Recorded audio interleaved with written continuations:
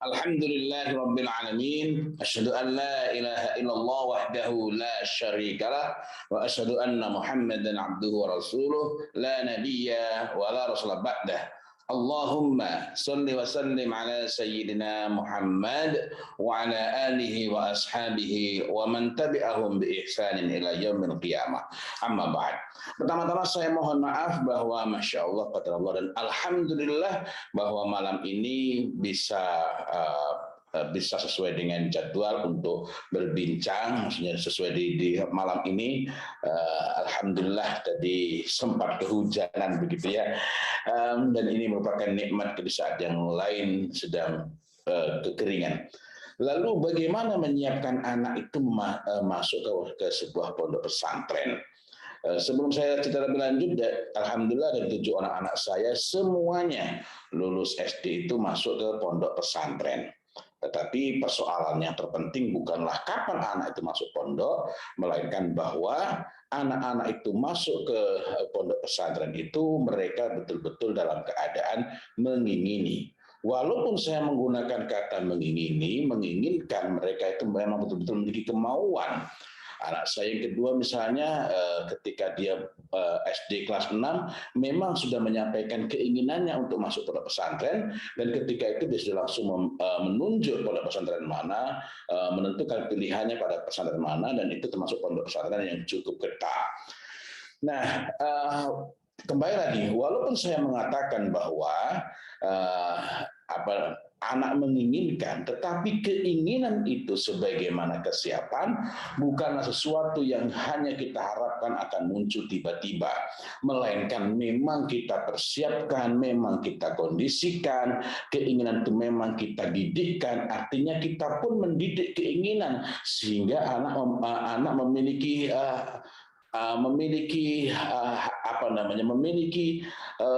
orientasi ke sana. Sekadar sebagai pembanding, sekadar sebagai gambaran, kita itu diperintahkan oleh Rasulullah Muhammad SAW untuk mulai memerintahkan anak kita mengerjakan sholat, yakni perintah untuk memerintahkan anak kita mengerjakan sholat itu pada usia 7 tahun. Akan tetapi bukan berarti tiba-tiba ketika anak kita umur 7 tahun langsung kita perintah, melainkan sebelum itu, sebelum mereka memayyiz, sebelum 7 tahun itu ada hal-hal yang perlu kita lakukan, antara lain adalah ghursul hub, menanamkan kecintaan. Jadi bukan memaksakan mereka, bukan menyuruhkan mereka, bukan mendisiplinkan mereka di usia-usia sebelum 7 tahun, melainkan ghursul hub, menanamkan kecintaan pada diri mereka terhadap syariat agama Allah Subhanahu wa taala ini, wabil khusus terhadap sholat. Maka ketika anak itu sampai pada umurnya, yakni umur 7 tahun, mereka itu akan lebih mudah untuk diperintahkan mengerjakan sholat. Dan sekaligus pada umur itu kita mengilmukan kepada mereka, ya, kepada mereka. Jadi alimu, ilmukan kepada mereka pada saat mereka umur 7 tahun. Sekali lagi tadi saya sampaikan bahwa ini hanyalah untuk memudahkan gambaran saja. Maka begitu pula begitu pula dengan anak-anak masuk ke pondok pesantren itu. Kita mungkin memiliki target yang berbeda-beda kapan anak itu mulai masuk, tetapi hal pentingnya adalah menyiapkan itu ibarat tanaman, bukan ketika mau berbuah, bukan tahun depan masuk pondok baru sekarang mempersiapkan, kecuali jika memang tahun-tahun sebelumnya kita lalai dan baru sekarang ini kita menyadari di waktu-waktu yang ada ini, maka sekaranglah mempersiapkan. Kapanpun kita mulai menyadari, itulah saatnya mempersiapkan. Tapi kembali lagi, kapan kita mulai menyiapkan? Sebelum mereka umur 7 tahun, sebelum mereka mumayyiz. Kenapa sebelum umur 7 tahun? Karena ada amanah dari Rasulullah Muhammad SAW. Ini amanah memang bukan khusus mengenai pesantren ya, tapi secara umum. Yang bagaimana itu? Rasulullah Muhammad SAW menyampaikan, "Kullu mauludin yuladu 'alal fitrah hatta yu'riba anhu lisanuhu fa idza 'abbar." Bukan faida araba, kalau faida araba merujuk pada usia 2,5 3 tahun, faida abbar anhu lisanuhu imma syakiran wa imma kafura. Kullu mauludin, tiap-tiap anak yulad dilahirkan al fitrah, di atas al fitrah, yakni di atas tauhid yang lurus. Al fitrah dalam hadis ini tidak dapat dimaknai kecuali dengan hal-hal yang kaitannya dengan tauhid atau millah atau al-Islam ini. Sampai anak itu mulai lancar berbicara. Artinya di sini ada momentum penting, yakni ketika anak mulai lancar berbicara, ini merujuk pada usia 2,5 3 tahun, maka saat itulah seseorang itu dapat bergeser dari al-fitrah. Maka apabila dia telah lancar untuk mengartikulasikan gagasan, menyampaikan perasaannya, melakukan framing dan sejenisnya, imma syakiran, boleh jadi dia itu syakir.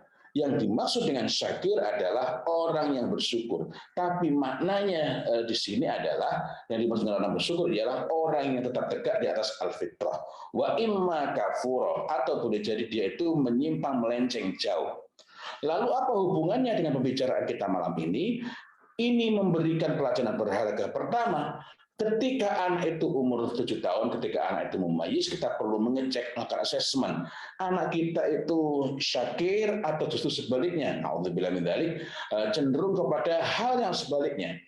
Tapi terlepas apakah anak kita itu syakir atau sebaliknya, di saat itu kita perlu melakukan assessment sebagaimana diterangkan oleh Ibnu Qayyim al-Jauziyah berkenaan dengan hadis ini, bahwa ini merujuk pada usia mumayyiz, karena anak saat itu telah mencapai keadaan itu disebabkan penggunaan akal mereka. Dan kalau kita merujuk pada hadis yang lain, maka pentingnya kita memberikan perhatian imma syakiran wa imma kafura, itu merujuk pada saat anak itu usia kira-kira 2,5 atau 3 tahun, ketika anak mulai lancar berbicara.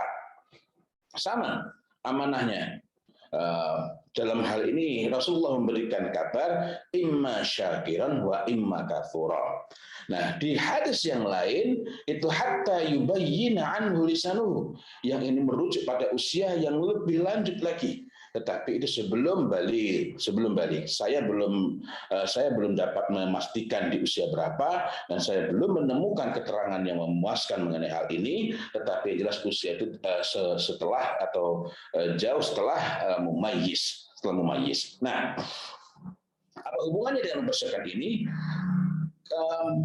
Ketika karena di sini imma syakiran wa imma kafura, maka kita itu perlu mulai mengawal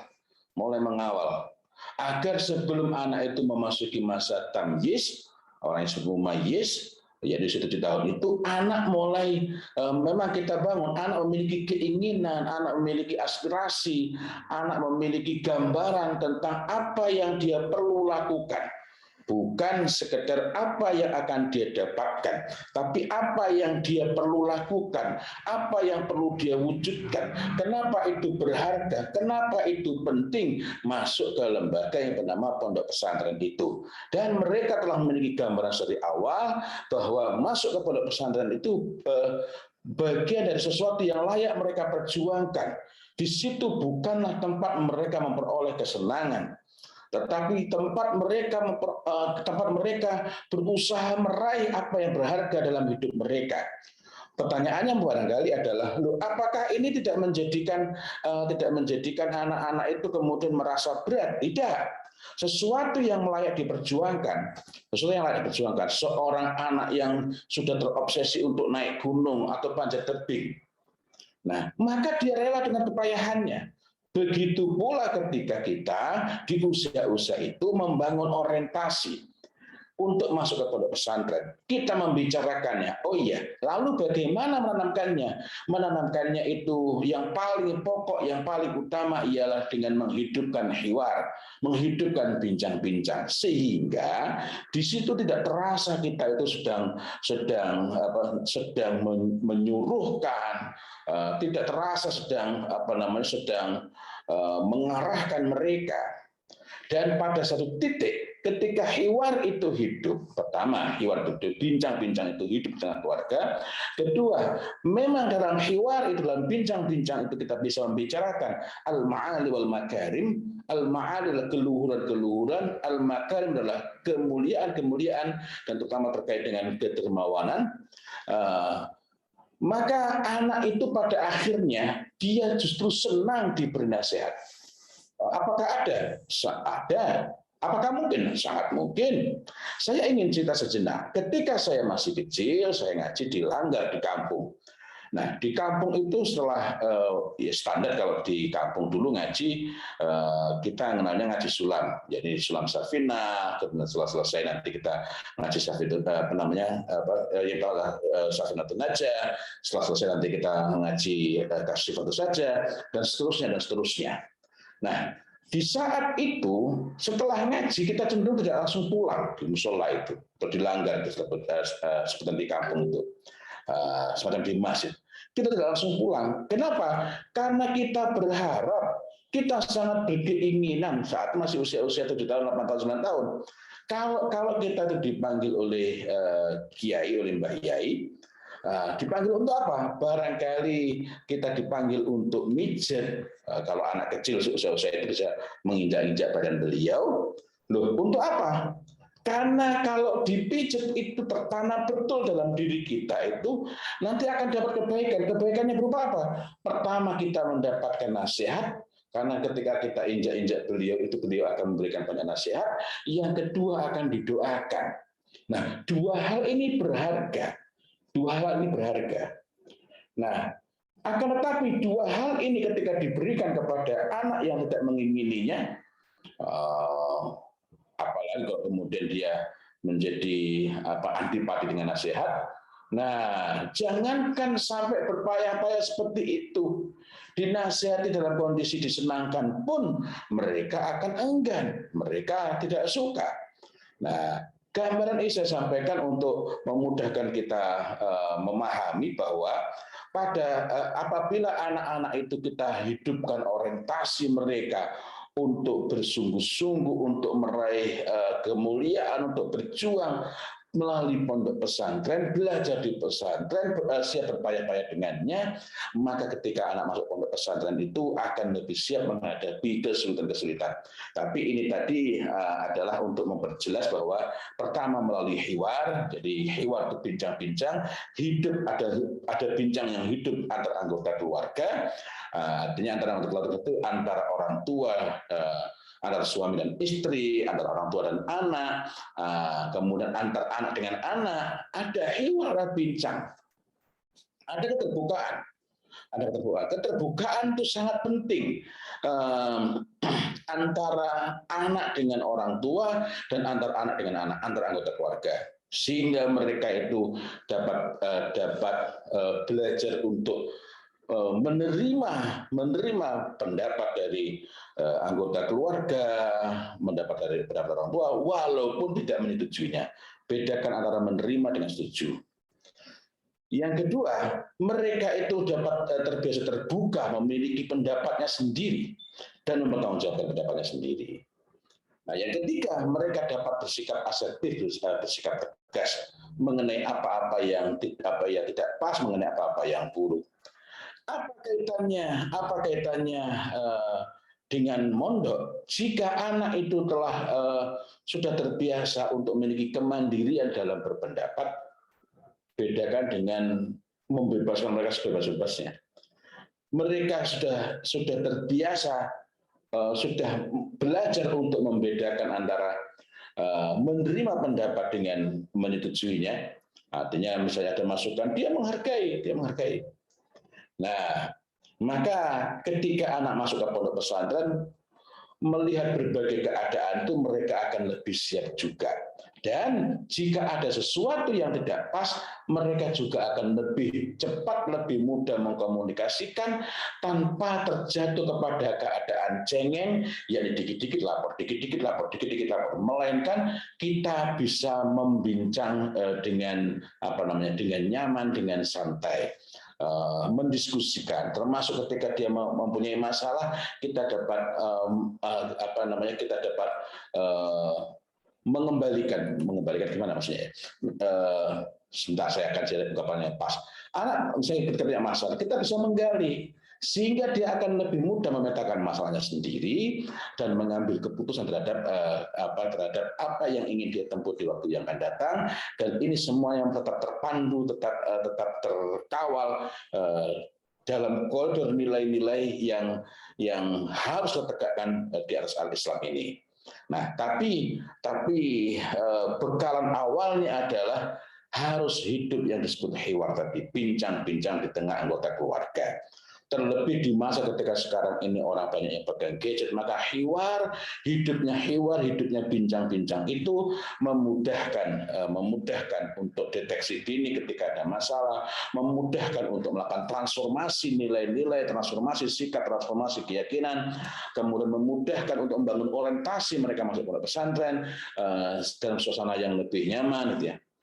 Nah, kemudian ketika bincang kita itu fokusnya kepada al-ma'ali wal makarim, hal-hal yang luhur dan hal-hal yang mulia tadi, dan menjauhi saf-saf, termasuk pondok pesantren. Apa itu saf-saf? Saf-saf itu perkara yang receh-receh, remeh-temeh, sepele-sepele, membicarakan pondok dalam konteks mengenai hal-hal yang sifatnya rendahan, hanya yang diinginkan oleh hawa nafsu saja, dan Allah benci dengan hal yang semacam itu. Innallaha karim yuhibbul kiram wa yuhibbu ma'alil umur wa yakrahu saf-safaha. Jadi membenci hal-hal seperti itu. Semakin pembicaraan itu lebih banyak mengarah kepada al-ma'ali wal makarim, maka ini akan menjadikan anak itu lebih siap menghadapi berbagai keadaan dan lebih mempercepat anak itu untuk bersegera menurut ilmu di pondok pesantren itu. Kemudian berikutnya lagi adalah tadi saya sampaikan tentang menerima pendapat, menyampaikan secara terbuka, bersikap asertif, yang ini semua berkenaan dengan kemandirian dalam hal sikap mental. Ada anak yang mandiri secara fisik, menyiapkan bajunya sendiri bisa, tetapi dalam urusan-urusan ini dia tidak bisa mandiri. Ya, nah ini juga berisiko. Nah, kalau tadi saya mendahulukan mengenai kemandirian dalam berpendapat, kemandirian dalam bersikap, dia dapat bersikap asertif, maka berikutnya kita juga perlu membekali, dan membekali itu bukan semacam sebagai beban, melainkan sama sebagaimana tadi orientasi ke pesantren, membekali mereka dengan keterampilan hidup sehari-hari. Kalau tadi itu bagaimana dia mengelola dengan hal-hal yang mungkin tidak pas dari segi teman-temannya, dan dengan orientasi untuk membaguskan teman-temannya, bisa menerima masukan walaupun dia nggak menyetujui, maka yang kedua ini bagaimana dia bisa mengatur. Apalagi kalau anak memiliki keterampilan dasar berkenaan dengan tata laksana untuk kehidupan sehari-hari, ngatur pakaian, kemudian dan hal-hal yang sejenisnya, ya, mencuci piring dan lain-lainnya. Apalagi kalau anak itu sampai kepada tingkatan di mana dia itu senang untuk mengerjakan hal-hal itu buat orang lain, sehingga ini memudahkan dia untuk melakukan penyesuaian diri yang sederhana ketika anak itu masuk ke pondok pesantren. Nah, tadi saya sempat menyampaikan tentang kemandirian berpendapat itu, ya, bisa menerima masukan. Nanti kalau anak sudah masuk pondok pesantren, tadi sempat saya singgung juga agar anak tidak sedikit lapor, tetapi bukan juga menjadikan anak itu tidak berani mengungkapkan masalah. Nah, kalau anak sudah masuk pondok pesantren, ini akan memudahkan dia untuk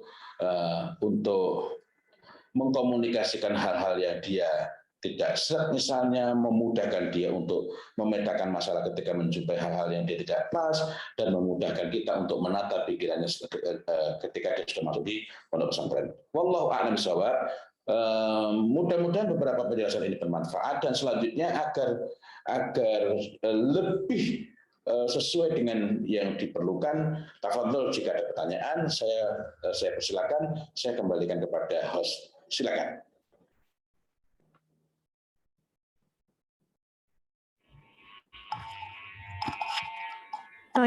Jazakallah khairan Ustadz, terima kasih untuk sharingnya. Jadi tuh anak kita tuh dibiasakan dari kecil tuh kayak berdiskusi gitu ya Ustadz ya, sama kemandiriannya. Obrolan ya. Obrolan gitu ya. Ya, walaupun nanti jadi saya ingin tambahkan sedikit, hiwar itu lebih kepada bincang-bincang hangat. Kita sering saya kumpul-kumpul ngobrol tetapi obrolan itu tadi ada koridornya mengenai al-ma'ali wal makarim, urusan-urusan yang luhur dan urusan yang mulia. Kita bisa membicarakan mengenai orangnya, dalam tanda petik menggunjing hal-hal yang baik, menjumpai orang yang mulia, orang yang bersungguh-sungguh berjuangan, orang yang baik, lalu memunculkan sidqun niyah, niat yang jujur, yakni keinginan kuat untuk melakukan kebaikan, meniru kebaikan dari orang-orang itu. Jadi ngobrol, tapi yang kita bicarakan itu mengenai tadi misalnya innallaha karim yuhibbul kiram, mengenai kemuliaan itu. Atau dalam hadis yang lain, innallaha azza wa jalla karim yuhibbul kurama. Kita bicara itu. Nah, kalau obrolan itu sudah hidup, maka berikutnya akan lebih mudah untuk diskusi. Nah, diskusi tadi konteksnya berkenaan dengan kemandirian berpendapat. Wallahu a'lam bishawab. Tayyib Ustaz, jazakallah khair. Ya, bagi Aba dan Uma kalau yang mau bertanya bisa ketik di kolom chat atau bisa raise hand langsung.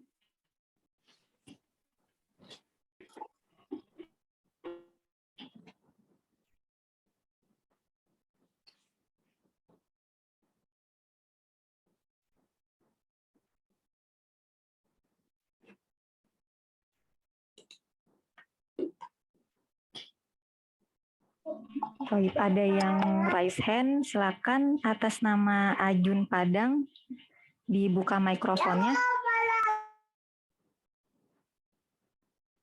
Ya, silakan. Bismillahirrahmanirrahim. Assalamualaikum warahmatullahi wabarakatuh. Waalaikumsalam warahmatullahi wabarakatuh.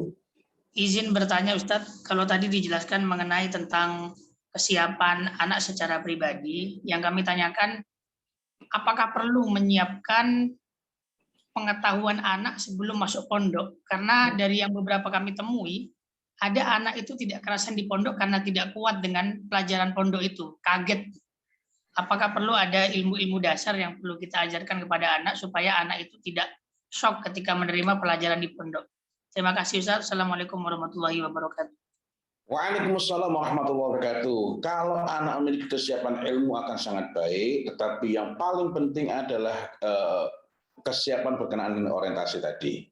Seseorang yang telah memiliki orientasi untuk mencapai sesuatu, maka dia akan lebih bersabar terhadap kesulitan-kesulitan yang ada.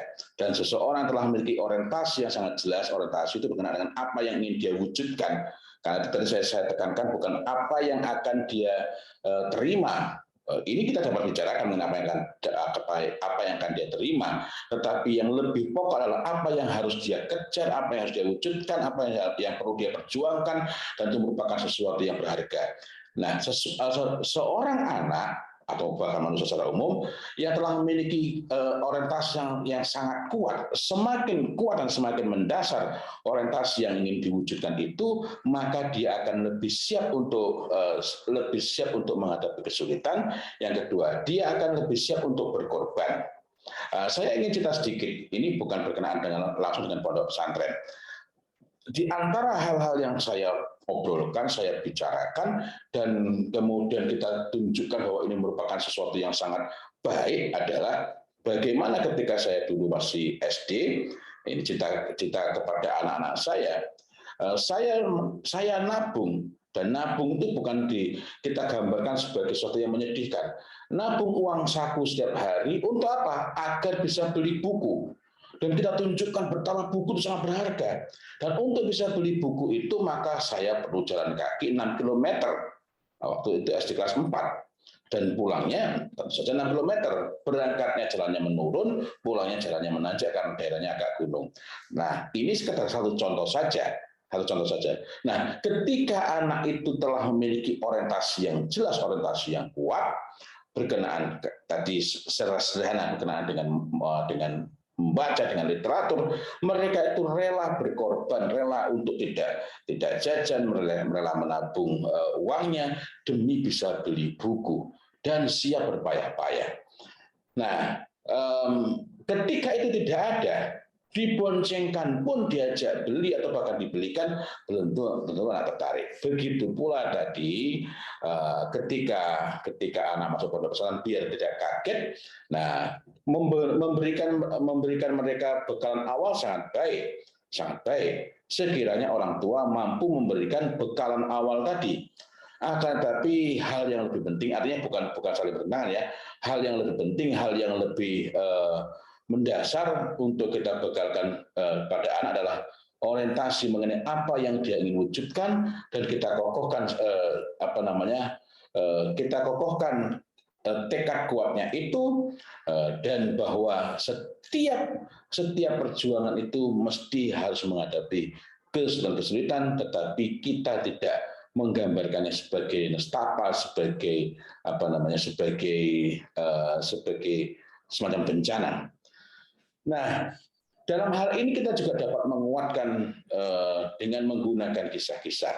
Dalam hal ini adalah kisah-kisah yang nyata, bukan kisah-kisah fiksi, melainkan kisah-kisah yang pernah dialami oleh orang-orang sebelum ini. Yakni orang-orang yang harus menghadapi kesulitan ketika mempelajari sesuatu ataupun yang lainnya. Nah, kemudian berikutnya lagi yang juga diperlukan adalah membekali anak jika menghadapi situasi itu apa yang diperlukan. Situasi itu apa yang diperlukan. Kalau dulu saya diajarkan oleh ibu saya, kalau saya tidak tahu apa-apa atau kalau saya sudah memahami sesuatu, maka saya didorong untuk mencari tahu, mendatangi orang yang paling tahu, teman yang paling ngerti dan minta diajari. Nah, jadi dalam hal ini meminta diajari ini bukan sesuatu yang malu menjadi beban. Karena hari ini saya menjumpai sebagian anak itu tanya pada temannya itu malu, takut dianggap bodoh, takut dianggap gitu tuh nggak ngerti itu. Nah, tapi lagi-lagi apa sih yang menjadikan sebagian anak merasa malu atau beban dan sebagian tidak? Ini berkenaan dengan orientasi tadi itu.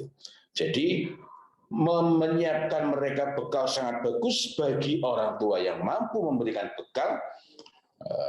Karena faktanya memang ada juga orang tua yang ingin masukkan anak ke pondok pesantren sebelumnya tidak pernah memiliki pengalaman sama sekali, gitu ya. Melainkan ini justru saya dulu itu andaikan masuk pondok pesantren saya ngerti ini, sekarang tidak dan anak saya harus begini.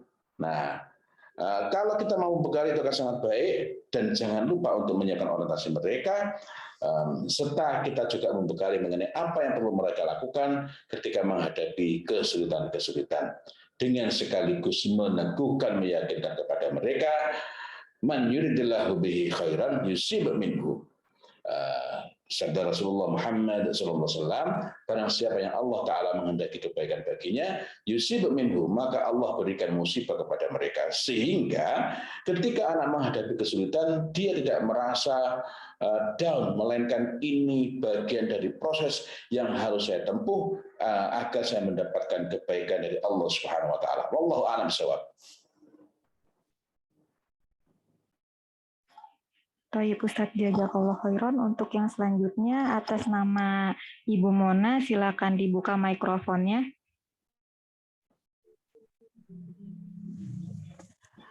Assalamualaikum. Waalaikumsalam warahmatullahi wabarakatuh. Assalamualaikum Ustadz, izin bertanya, kalau untuk misalnya anak perempuan sama laki-laki, pola pendidikannya kan berbeda ya Ustadz, kalau saya pernah dengar salah satu kajian. Misalnya anak perempuan itu harus kita yang arahkan, kalau anak laki-laki karena dia nantinya harus bertanggung jawab, jadi kita boleh ngasih dia pilihan-pilihan. Nah, kalau untuk ke pesantren ini Ustadz, baiknya terutama ke anak laki-laki nih Ustadz, kita kasih dia pilihan misalnya pesantren A, B, C, lalu kita suruh istikharah, kita obrolin tentang pesantren mana yang dia suka, terus kita kasih masukan, lalu kita kasih pilihan akhirnya dia mau yang mana, atau kita yang menentukan, misalnya di pesantren A, kamu harus pesantren A, saya nggak ada pilihan lain ya nak, berarti kamu harus pesantren A nanti setelah lulus SD gitu. Baiknya yang mana Ustadz kira-kira? Syukran Ustadz. Assalamualaikum warahmatullahi wabarakatuh. Waalaikumsalam warahmatullahi wabarakatuh. Pertama, kita jangan mempersulit diri dengan kalau laki-laki kalau perempuan kita arahkan, kalau laki-laki tidak. Demi Allah saya tidak menjumpai hal semacam itu. Ini mungkin terlalu berlebih sampai menggunakan kata demi Allah itu. Karena sesungguhnya seorang perempuan itu juga dituntut untuk mampu memiliki landasan berpikir yang jelas. Siapa yang bertanggung jawab untuk menyiapkan anak-anak mereka kelak? Siapa yang akan dapat mengantarkan anak-anak mereka kelak? Betul-betul memiliki tamyiz, betul-betul memiliki kemampuan untuk membedakan baik dan buruk, benar dan salah dengan menggunakan akalnya, bukan cuma tahu perbedaan baik dan buruk, bukan cuma tahu ini baik ini buruk, melainkan betul-betul memiliki tamyiz, kemampuan membedakan baik dan buruk, benar dan salah dengan akalnya, jika bukan orang yang paling dekat berinteraksi dengannya setiap hari.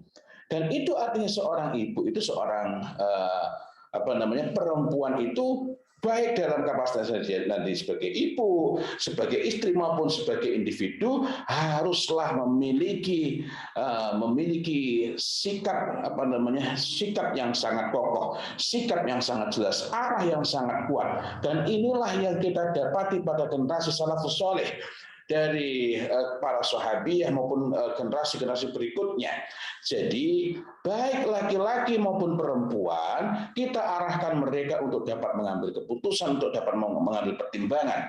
Kemudian yang kedua adalah ada hal-hal yang sifatnya mandatori. Mandatori itu adalah yang ini tidak dapat diganggu gugat, yang ini harus begini, yang ini bisa luas. Nah, hal-hal itu harus clear. Misalnya mengenai pondok yang tidak boleh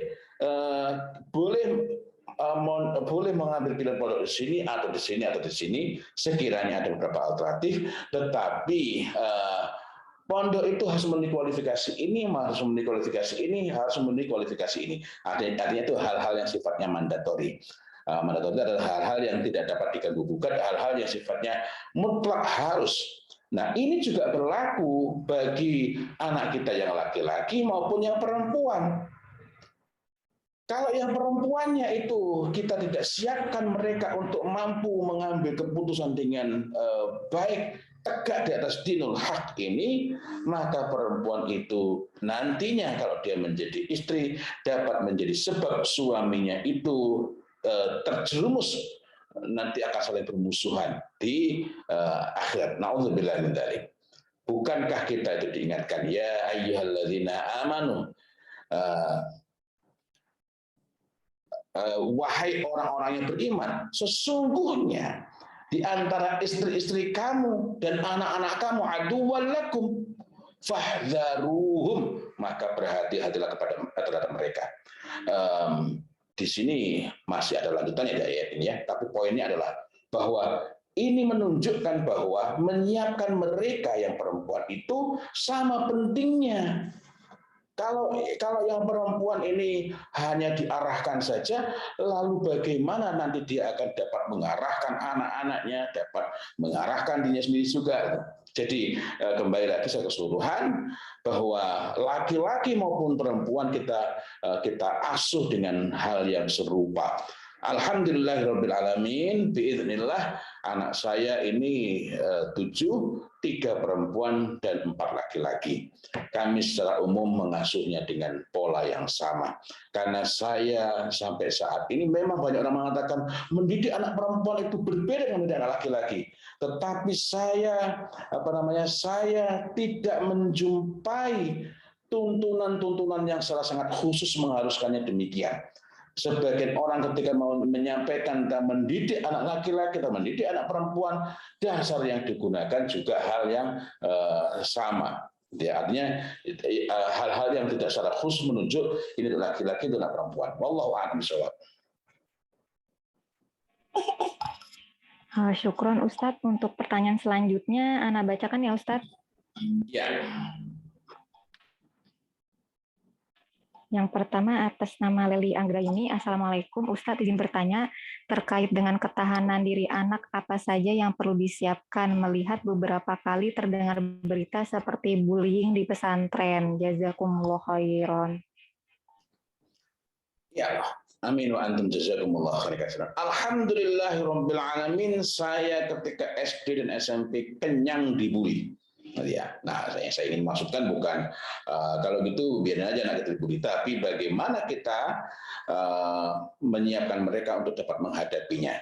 Ketika anak itu mendapatkan mengalami bullying oleh teman-temannya di SD atau nanti di pondok, maka hal yang paling menentukan adalah bagaimana mereka itu menanggapi, bagaimana mereka menyikapi itu. Memang sekiranya memungkinkan, ini ada penanganan dari tingkat lembaga.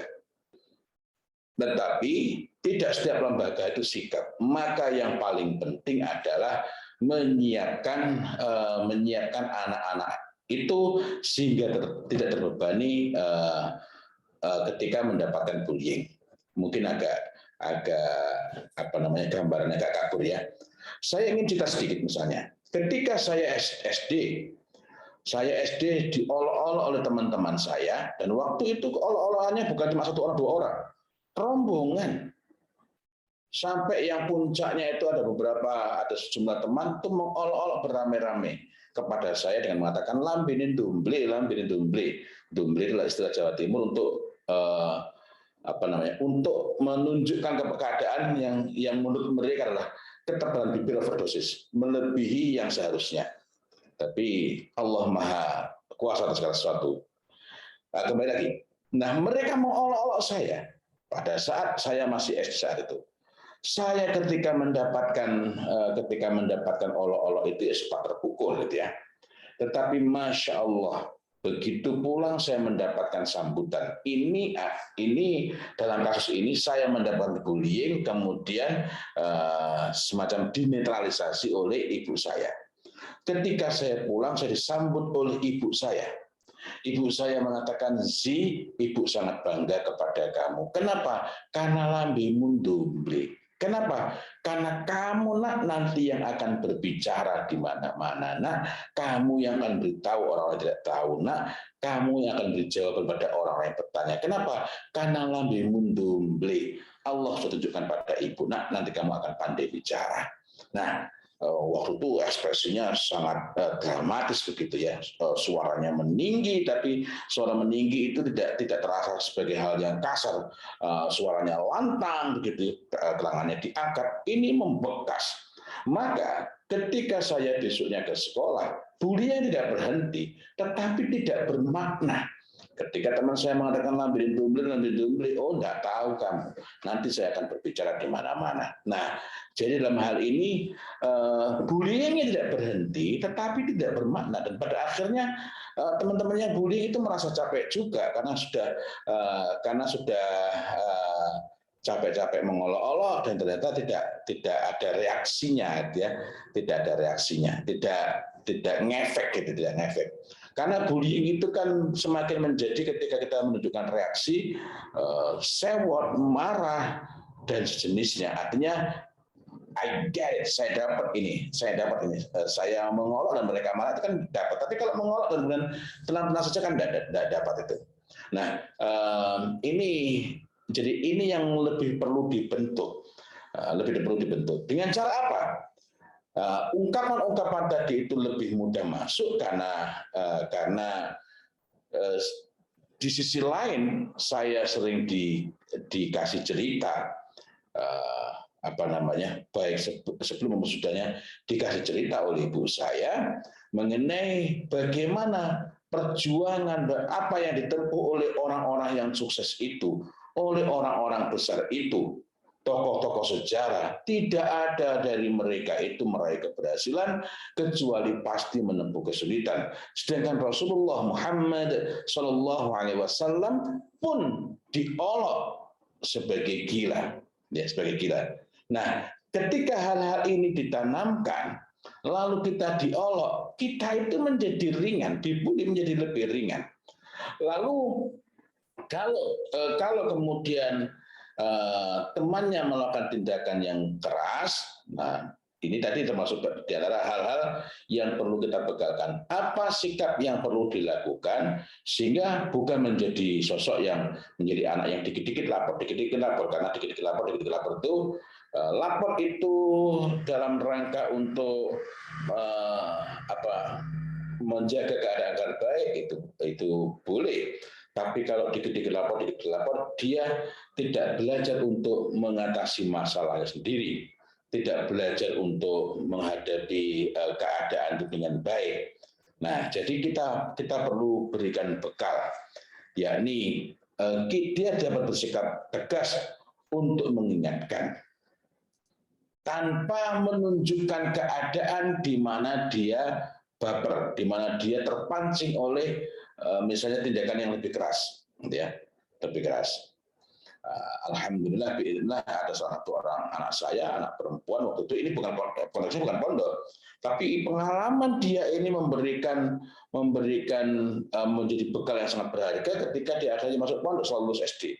Ketika dia di SD, dia sempat ya yang bukan cuma dibully sederhana, melainkan sudah melakukan tindakan-tindakan fisik berupa menendang, menempeleng gitu ya.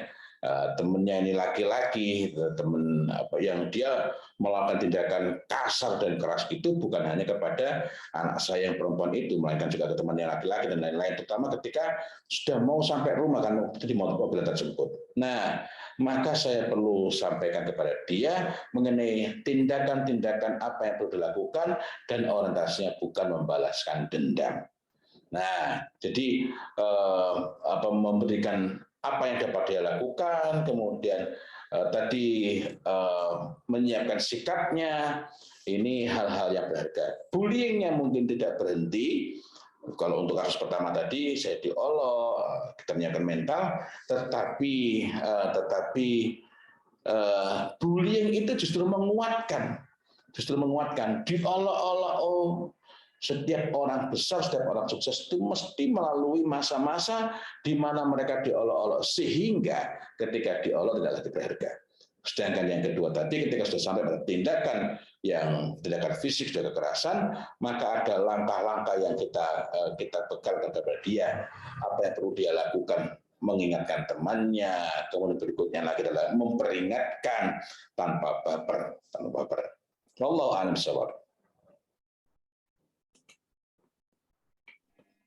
Taib, syukron Ustadz. Masih ada pertanyaan lagi? Masih bisa Ustadz? Ya, silakan. Atas nama Diana Fitri, Assalamualaikum Ustadz. Seberapa sering sebaiknya kita mengunjungi anak kita di pesantren? Dalam sebulan sebaiknya berapa kali kita kunjungi? Jazakallah khairan. Amin wa anti jazakillah khairan katsiran. Sangat terkait dengan kesiapan anak, ya. Kalau awal-awal kita bisa menengok sebulan sekali setelah masa yang dibolehkan. Maksud setelah yang dibolehkan ada yang anak itu baru boleh dijenguk setelah 2 bulan di situ, ada yang 40 hari setelah di situ, 40 hari setelah di situ. Nah, ini kita perlu hormati karena konsekuensi dimasukkan anak ke pondok pesantren adalah kita menghormati aturan-aturan yang disiapkan diniatkan sebagai proses edukasi.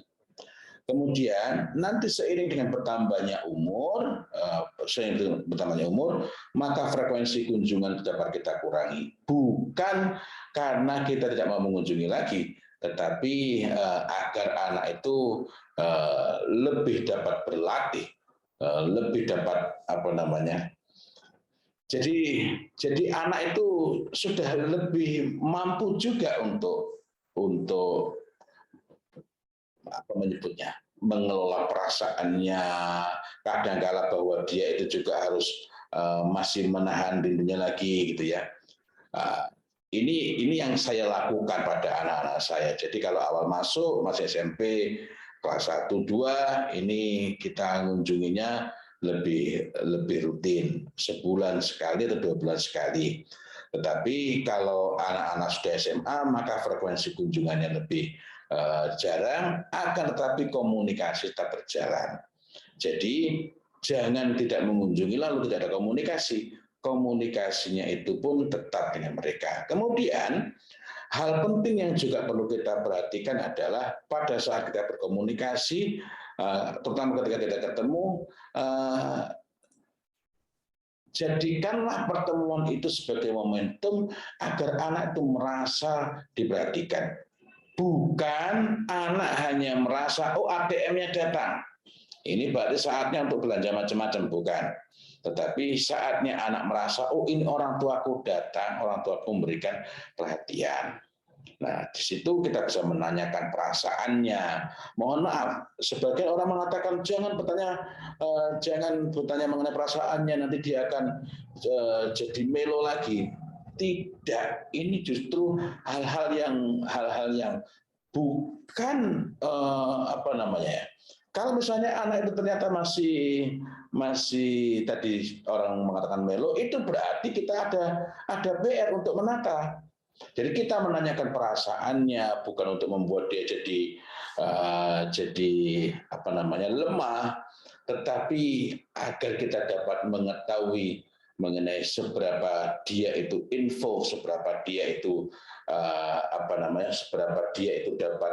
dapat menyesuaikan diri dengan pondok, seberapa baik dia itu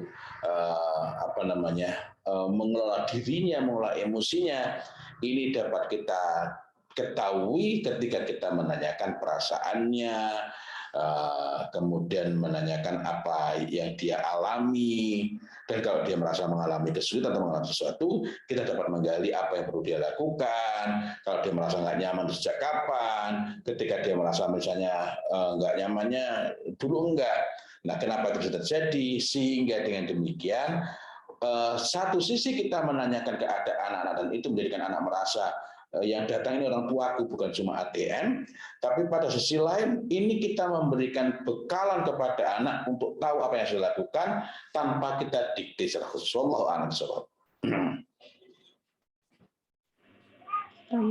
Jazakallah khairan Ustadz. Ini masih ada 2, masih bisa Ustadz? Ya, silakan. Assalamualaikum Ustadz, di tengah berita yang kurang baik akhir-akhir ini terjadi di pesantren, adakah saran Ustadz kepada orang tua dalam memilih pesantren? Jazakallah khairan. Ya, pertama kita perlu bedakan antara kasus, fenomena, dan realitas. Bedanya apa? Kasus itu sesuatu yang di luar keumuman. Ada nggak kecelakaan penerbangan? Ada. Dan beritanya seringkali lebih gencar.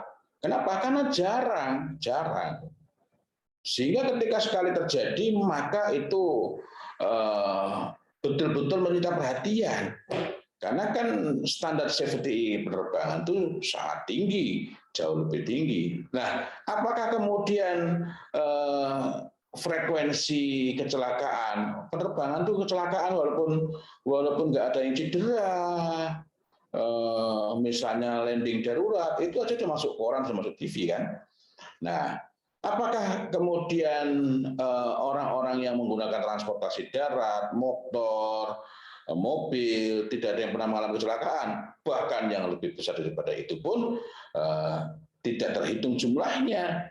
Akan tetapi begitu penerbangan itu ada kasus Dari sekian ribu penerbangan ada satu peristiwa atau dua peristiwa. Ketika orang itu tidak berhati-hati menyimpulkan, seolah-olah kasus itu merupakan realitas dia. Realitas adalah keadaan yang ada fakta kecelakaan misalnya. Ada realitas saja. Ini memang keadaannya demikian, Kemudian yang kedua adalah apa yang disebut sebagai fenomena. Fenomena itu bedanya apa? Fenomena itu gejala yang muncul belakangan. Nah, gejala yang muncul belakangan itu berarti ada hal-hal yang patut diperhatikan. Misalnya perubahan sosial apakah, tapi secara sederhana adalah enabling factor-nya apa, faktor-faktor yang dapat memungkinkan itu terjadi apa. Nah, dalam situasi sekarang ini ketika medsos itu demikian gencarnya, maka kita perlu memilah lebih cermat lagi karena tidak sedikit yang sebenarnya merupakan kasus dan tidak seheboh apa yang terjadi, tetapi di medsos itu digoreng sedemikian rupa. Nah, kemudian yang ketiga yang perlu kita perhatikan lagi, sebagian kasus-kasus itu berhubungan dengan afiliasi tertentu. Mohon maaf, afiliasi tertentu itu saya tidak mengatakan kepada ormas, melainkan berkenaan dengan akidah. Nah, ini hal-hal yang kita perlu cermat. Nah, lalu apa yang perlu kita perhatikan berkenaan dengan masukkan anak ke pondok pesantren? Yang paling sebagaimana kita meneliti satu riwayat, kita perlu tahu ini rijalnya bagaimana, yakni sosok di balik itu. Karena itu penting betul untuk memperhatikan siapa yang menjadi mas'ul penanggung jawab di ma'had itu. Selain di luar ma'had yang memang sudah sudah memiliki reputasi yang sangat lama, sangat panjang. Apa nggak mungkin di pondok-pondok yang reputasinya sangat baik, sudah memiliki sejarah yang sangat panjang, lalu ada kasus? Sangat mungkin, karena kasus itu kaitannya bukan dengan pondok semata-mata, melainkan peristiwa itu kok terjadinya di pondok tersebut. Akan tetapi pondok-pondok yang sudah memiliki reputasi yang sangat bagus, jika memang proses kaderisasi berjalan dengan baik, mereka ini telah memiliki pengalaman bagaimana dealing with situation, menghadapi situasi-situasi itu, berpengalaman untuk mengatasi masalah, berpengalaman untuk melakukan pemulihan dengan segera, ya. Nah, jadi misalnya ada satu pondok yang ini dia sudah meluluskan bukan cuma 1.000, 2.000, bahkan mungkin puluhan ribu. Loh, dari sekian puluh ribu itu, atau bahkan mungkin dari sekian ratus ribu bahkan barangkali, lalu kok ada satu atau dua yang bermasalah, itu tidak menggambarkan kualitas pondok. Sebagaimana sekolah, kalau di sekolah itu rata-rata anaknya nakal, maka berarti sistem sekolah itu yang bermasalah. Rata-rata dari 30 murid, dari 40 murid, dari 60 murid, yang perlu murid ya, tidak sedikit sekolah itu siswanya banyak, muridnya nggak ada. Nah, ini dari 20, 40, 60 atau 100 siswa, satu atau dua bermasalah. Itu berarti ada hal-hal yang kaitannya bukan dengan sistem di sekolah itu. Begitu pula, kalau rata-rata itu perilakunya bermasalah, kok ada satu atau dua yang baik, berarti anak ini baik, bukan karena sistem di sekolah itu. Nah, tadi saya sempat sampaikan juga, lalu bagaimana dengan tadi saya menyebut rijal ya, sosok di balik itu. Kalau misalnya pondok-pondok yang track record-nya belum terlalu panjang, sejarahnya belum begitu lama, maka kita perlu perhatikan di balik itu siapa? Siapa? Pimpinannya siapa? Pimpinan itu siapa? Orang yang betul-betul menjadi pemegang urusan kepondokan setiap harinya. Nah, hati-hati dengan figur yang masyhur. Maksudnya gimana? Karena yang paling penting itu adalah sosok yang betul-betul mengampu itu. Misalnya di pondok ada yang mengangkat orang yang masyhur. Orang yang masyhur ini tiap hari nungguin pondok enggak. Orang yang masyhur ini memang betul-betul berkecimpung di situ enggak? Ataukah cuma sepekan sekali, ataukah cuma 2 pekan sekali, ataukah sebulan sekali? Kalau orang yang masyhur itu ini pondoknya ini pondoknya ini orang-orang yang populer itu, tapi di pondok itu hanya sebulan sekali, maka ini tidak dapat menjadi pertimbangan. Itu kayak endorsement produk saja, kayak endorsement produk saja. Nah, sebagaimana kaidah menuntut ilmu, Ali bin Abi Thalib radhiyallahu anhu mengatakan an-nasu thalatha. Manusia itu ada tiga macam. Alim rabbani wa muta'allim ala sabili najah wa hamaj ra'a'u adba'u kulli na'iq. Manusia terbagi menjadi 3 golongan. Yang pertama adalah alim rabbani, orang yang betul-betul alim dan dia mendapatkan ilmunya melalui jalan yang selamat, jalan yang baik, jalan yang membawa keberuntungan dari sabilin najah. Dia menuntut ilmu dengan ala sabilin najah. Kemudian dia mengamalkan ilmu yang telah dipelajari dari ala sabilin najah itu, dan dia mengajarkan ilmu yang telah dipelajari dari ala sabilin najah dan diamalkan itu kepada orang lain. Ini disebut sebagai alim rabbani. Nah, kemudian yang kedua adalah muta'allim ala sabilin najah, orang yang menuntut ilmu di atas jalan yang selamat. Nah, ini ada beberapa kualifikasinya. Nuntut ilmunya tertib kepada pihak yang memiliki kredibilitas, dia makruf sebagai orang yang dapat dijadikan sebagai sumber untuk mencari ilmu. Nah, karena itu kita perlu perhatikan. Pilihlah orang di pondok itu dipimpin, dikelola oleh orang yang makruf, yang memiliki, yakni dia memiliki dikenal, maksudnya dia memiliki kredibilitas, memiliki otoritas, dan bukan oleh orang yang masyhur, orang yang populer, orang yang terkenal, sementara dalam urusan itu dia tidak makruf. Nah, ini hal pentingnya. Jadi keseluruhannya bagaimana sistem kepondokan itu berjalan. Jangan mudah terkesima, jangan mudah terkecoh oleh fasilitas. Karena kalau cuma fasilitas, maka bukan pondok tempatnya, melainkan hotel bintang 5. Wallahu a'lam bishawab. Baik, syukron Ustadz. Untuk pertanyaan terakhir, pada usia berapa minimal anak dimasukkan ke pondok? Jazakallah khairan. Yang paling pokok adalah kesiapannya. Ya, kesiapannya. Makin dini usianya, maka frekuensi untuk berinteraksi, ini nyambung lagi dengan pertanyaan tadi, berapa kali sebaiknya kita mengunjungi anak kita dengan orang tua. Saya secara pribadi lebih condong untuk memasukkan anak ke pondok pesantren itu menjelang mereka balik. Loh, kok bukan setelah mereka balik? Karena masukkan anak ke pondok pesantren itu untuk menyiapkan diri mereka, agar betul-betul lebih matang ketika mereka nanti masuki masa balik. Walaupun memang ada ya yang baliknya itu lebih awal daripada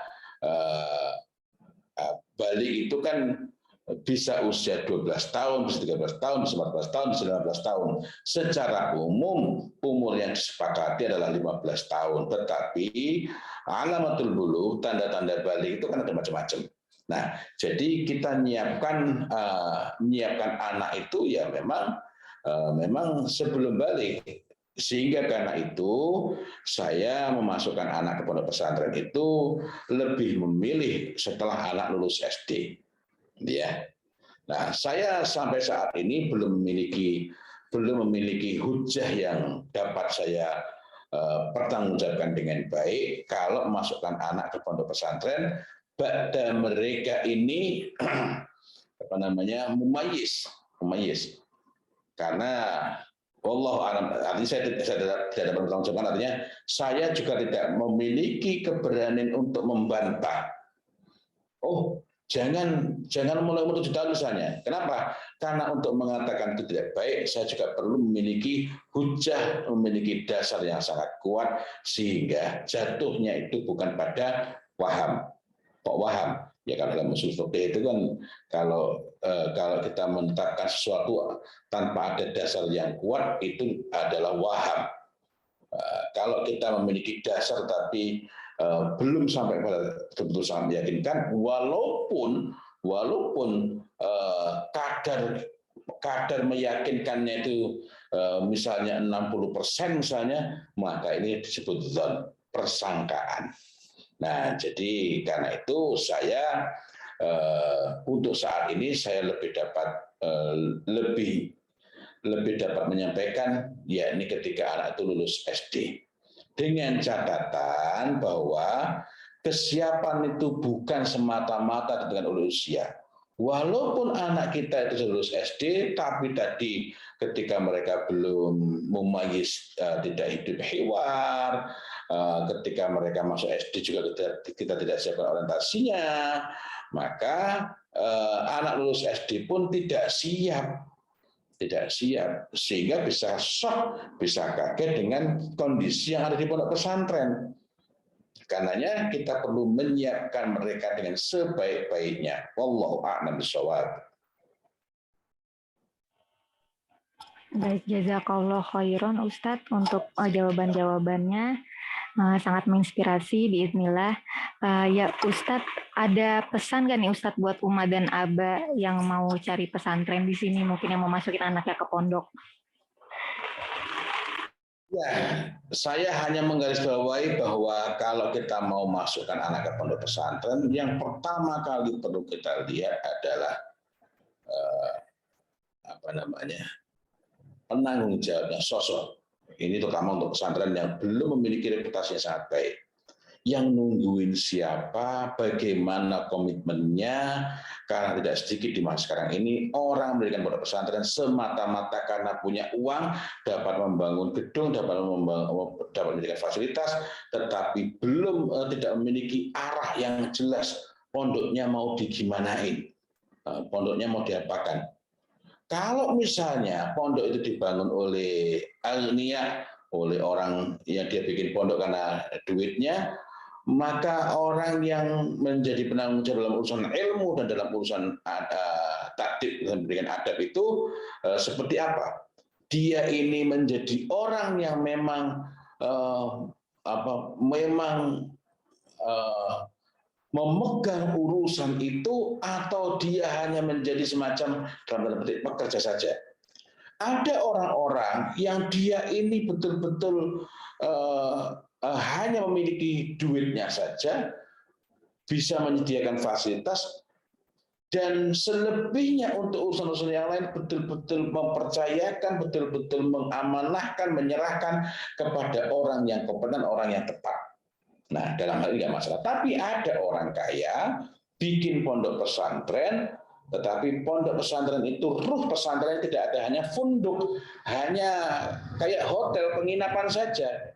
Pondok itu dari kata funduk, maknanya penginapan, ya, penginapan hotel.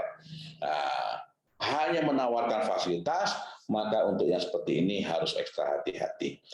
Di atas itu semua kita perlu menata niat bahwa ini bagian dari melaksanakan amanah, dan sekaligus saya perlu sampaikan ini untuk menghapus keraguan. Karena misalnya ada yang mengatakan, loh, anak itu amanah dari Allah, kok kita melemparkan amanah itu? Wallahi, sungguh telah berlalu dari masa kita ini orang-orang soleh yang mereka ini mengirimkan anak-anaknya kepada orang-orang alim, dan itu bagian dari penunaian amanah. Karena kalau kita ini tidak memiliki kapasitas tentang itu, bahkan memiliki kapasitas pun, contohnya Imam Syafi'i rahimahullah ta'ala ditinggal wafat oleh ayahnya ketika beliau masih balita.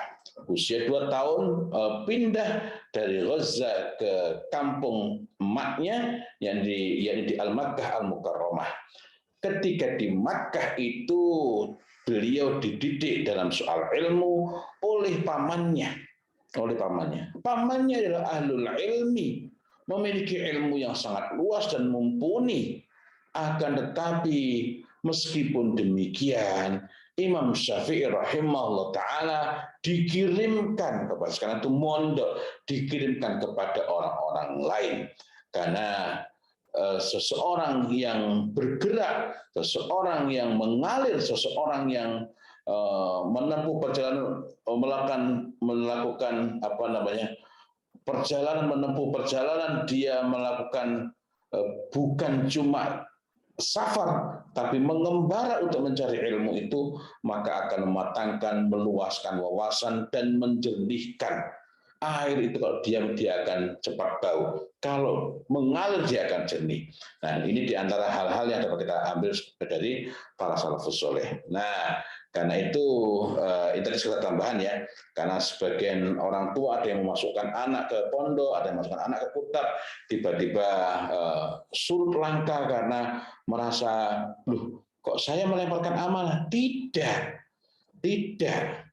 Sebagaimana kalau anak kita sakit, ini kalau sakit, pada dalam contoh tadi, pamannya Imam Syafi'i rahimahullah ta'ala mengirimkan kemenakannya ini bukan karena kemenakannya bermasalah, melainkan justru agar mendapatkan didikan dari para ahlul ilmi dengan didikan yang terbaik. Nah, tapi kembali lagi, contoh, andaikan anak kita sakit dan kita ini bukan tabib, bukan dokter yang qualified, ilmu kesehatan pun nggak ngerti, lalu kita ini menutup jalan. Ini kan amanah, anak ini kan amanah yang Allah berikan kepada saya. Saya nggak boleh melakukan kepada orang lain. Lalu kita obati tanpa ilmu, itu bukan mengobati, melainkan menimbulkan penyakit. Jadi, kalau ada yang mengatakan, anak itu kan amanah, kok dilempar ke orang lain? Sungguh inilah yang kita jumpai pada para salafus soleh terdahulu dari generasi yang paling awal. Wallahu a'lam bishawab. Jazakallah khairan Ustadz untuk sharing ilmunya malam ini. Insya Allah bermanfaat sekali untuk kita para Umma dan Aba. Kemudian juga jazakumullah khairan untuk Umma dan Aba yang sudah mengikuti kajiannya sampai selesai. Kurang lebihnya kami mohon maaf. Semoga kita bisa mengamalkan ilmu yang sudah di-share oleh Ustadz. Lebihnya mohon maaf. Wassalamualaikum warahmatullahi wabarakatuh. Waalaikumsalam warahmatullahi wabarakatuh.